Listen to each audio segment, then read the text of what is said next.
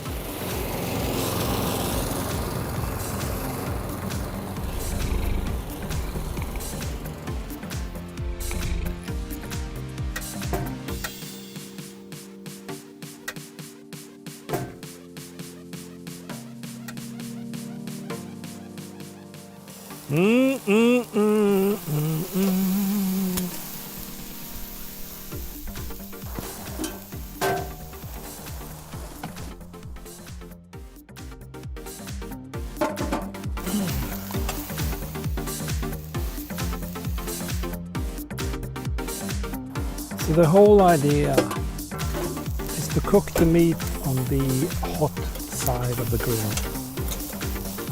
And to just safe keep the meat on the cooler side of the grill.